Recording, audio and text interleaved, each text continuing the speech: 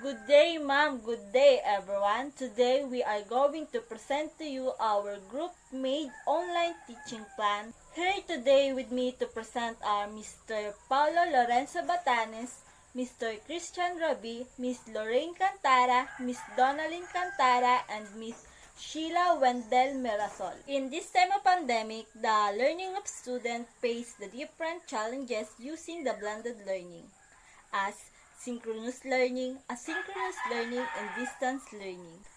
And we gathered some common problems encountered during distance education as learners, teachers, and parents.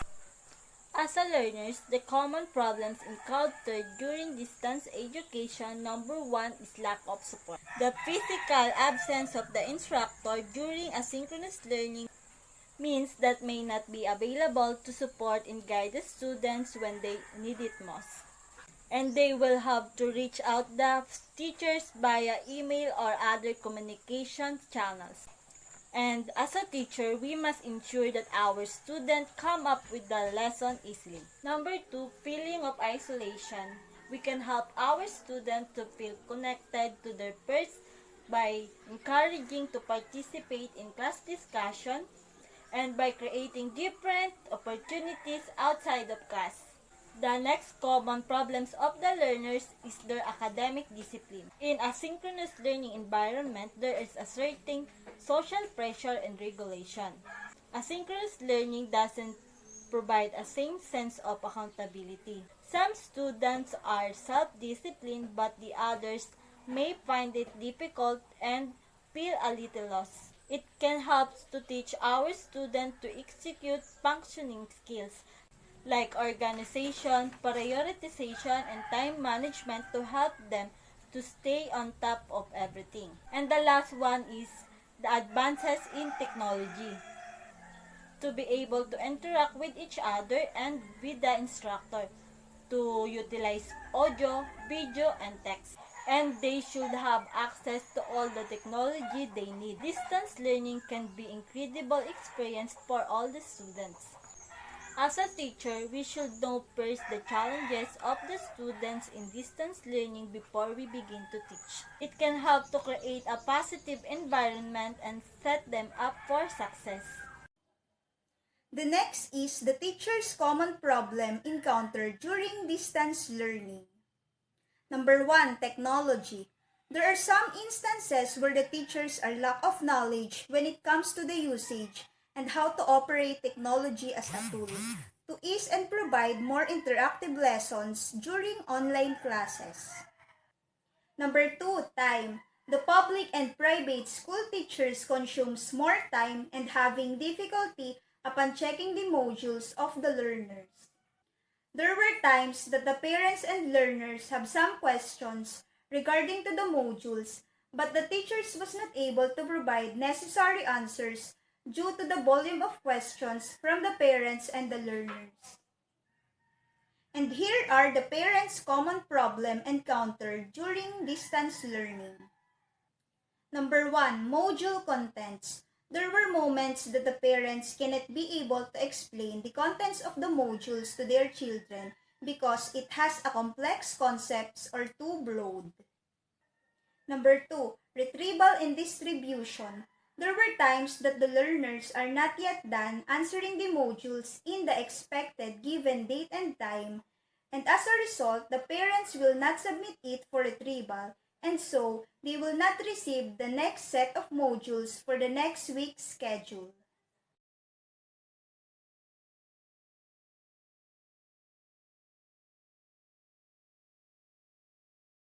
What is our plan all about? This is to address the challenges, and here is our design plan for the online teaching. The focus of the plan is on the 8 major subjects plus the Christian living for the parochial school or the private school subject. These subject areas are the most common subjects where students find difficulties during this time. Each subjects will have their respective schedules of an online and offline session. And in order to catch up more about the lesson, there should be a supplemental video or file which the teachers is explaining the lesson in a very short but informative way for the student not to feel bored. The use of online platforms is the best and easiest way to conduct this teaching and learning process. The techniques to be used is the explicit approach of instruction, which this theory is I do, we do, and you do. What do you mean by I do? Here, the teacher will do his part through a direct presentation of the lesson, discussion, and cue the most essential information and let his or her student understand it. This can be an online class which is supported by a video presentation as a supplemental. We do. After the discussion and giving students all the information needed, it's time for the teacher have time to ask his or her student on what she had taught or the interaction with the students. Here, the teacher will measure how effective he or she in teaching.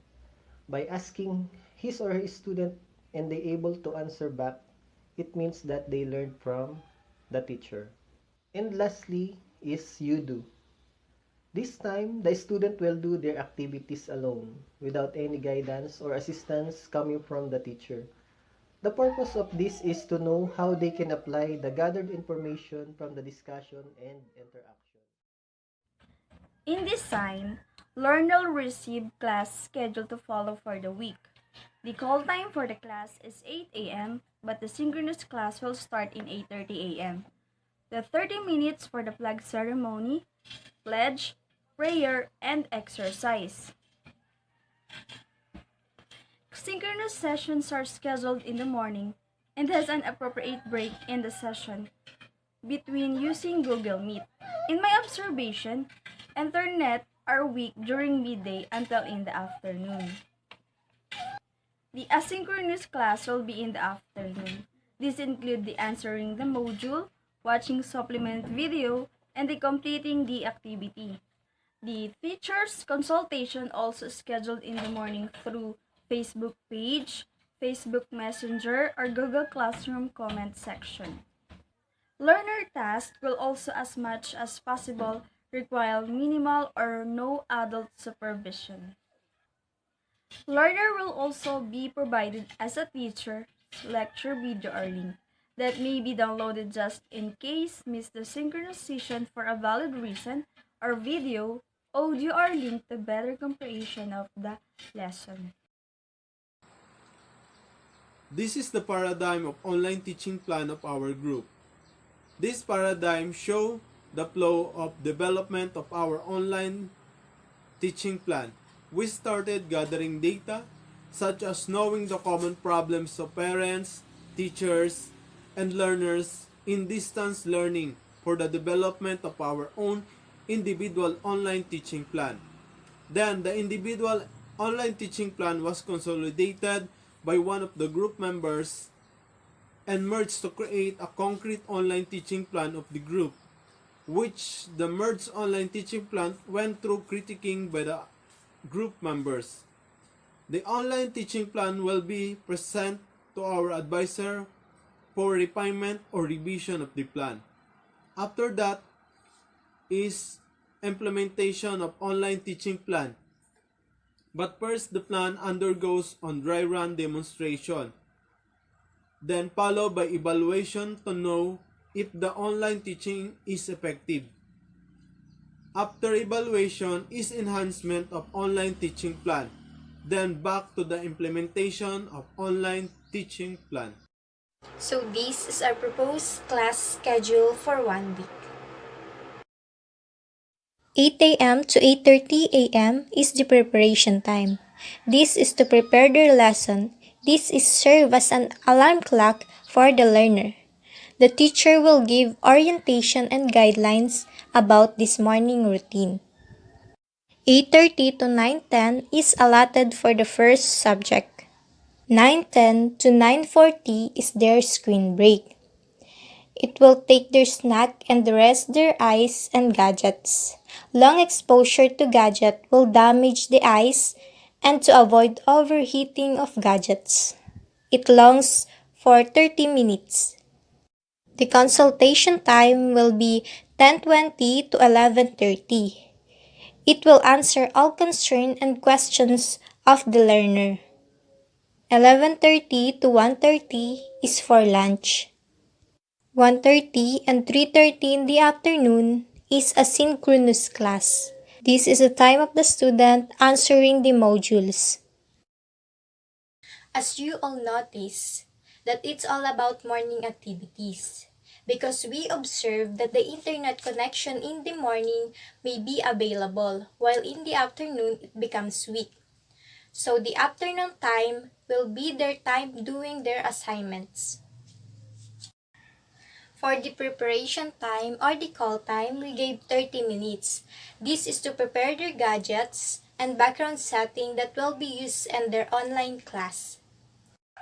For the time bound of online class or online discussion, we used to make it 40 minutes shorter than a face-to-face class. Why? Because a grade 4 student has an attention span of 40 to 45 minutes.